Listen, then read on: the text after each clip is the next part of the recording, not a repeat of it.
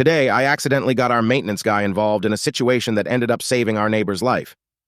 My fiancé, 29F, and I, 30M, have been living in our apartment for about 8 months, and overall it's been pretty good, except for the neighbors who moved in 4 months ago.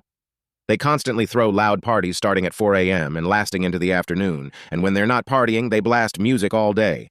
Since we both work from home, it's been really frustrating, but we've just tried to tolerate it. Earlier today, I noticed a constant beeping sound while working. After a few minutes, I asked my fiancée if it might be the neighbor's smoke detector, and she thought it was. I checked the hallway and confirmed the sound was coming from their apartment. There was no smell of smoke and the door felt cool, so I assumed everything was fine and went back to work.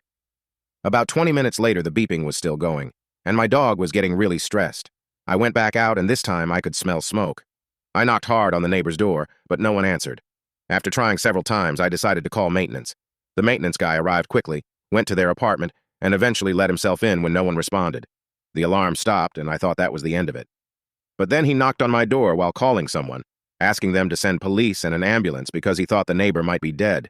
He then asked me to come with him in case the person woke up and became aggressive. Reluctantly, I agreed. Inside, the apartment was filled with smoke. There was a burnt pot on the stove and signs that a small fire had already been put out. On the floor was one of the neighbors, unconscious.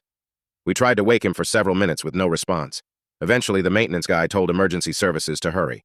As soon as he mentioned the police, the neighbor suddenly woke up and became aggressive, yelling at the maintenance guy to leave, even though his life had just been saved.